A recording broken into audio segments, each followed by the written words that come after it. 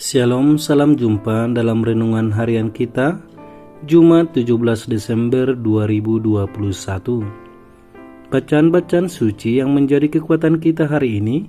Bacaan pertama dari Kejadian bab 49 ayat 2 dilanjutkan dengan ayat 8 sampai 10. Dan bacaan Injil dari Injil Matius bab 1 ayat 1 sampai 17. Saudara-saudariku yang terkasih dalam nama Tuhan kita Yesus Kristus, adanya kita adalah buah kasih dari orang tua kita, yang jika diteruskan orang tua kita ada dari orang tuanya, dan begitu seterusnya. Dan itulah yang kita sebut dengan garis keturunan atau silsilah. Garis keturunan ini menjadi sangat penting, karena itu menjadi identitas. Dalam budaya Batak, kiranya hal ini sangat tampak jelas. Dengan adanya garis keturunan ini membuat kita mampu untuk menempatkan diri di hadapan orang lain, dapat berelasi dengan baik dan benar. Bacaan-bacaan hari ini juga menjelaskan tentang silsilah. Dalam kitab Kejadian dilukiskan kepada kita bagaimana Yehuda menjadi simbol kerajaan.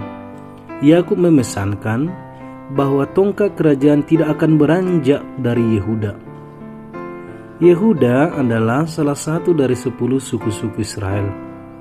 Penegasan Yakub ini mau menunjukkan bahwa Yehuda diberi hak kesulungan dibandingkan dengan suku bangsa yang lain.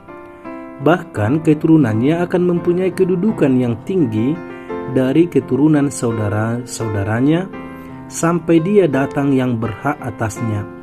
Itulah yang kita sebut Yesus Sang Mesias. Yakub bernubuat bahwa semua orang akan tunduk kepadanya, dan Yesus akan membawa berkat rohani yang besar kepada banyak orang.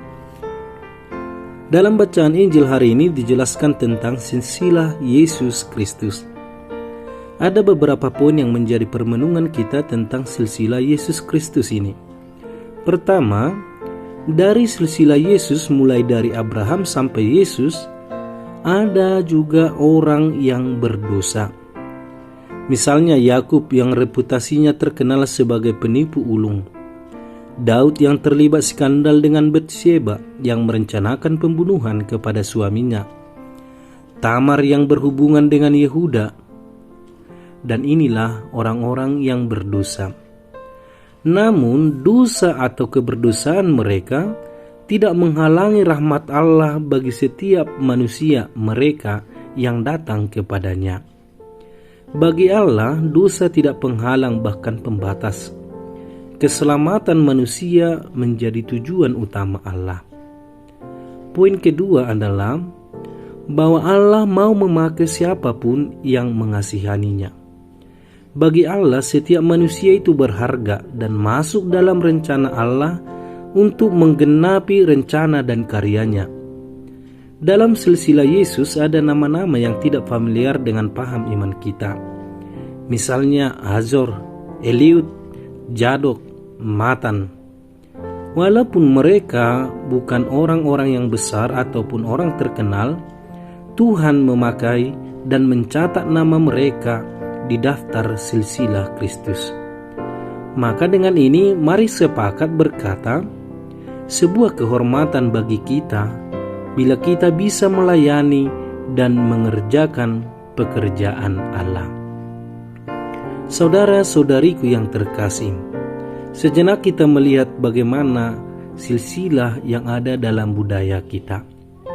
Apakah itu menjadi sebuah kebanggaan yang bisa kita pertanggungjawabkan, karena akhirnya kita boleh merasakan silsilah itu kadang kurang bermakna karena kuasa, karena pangkat, ataupun karena uang.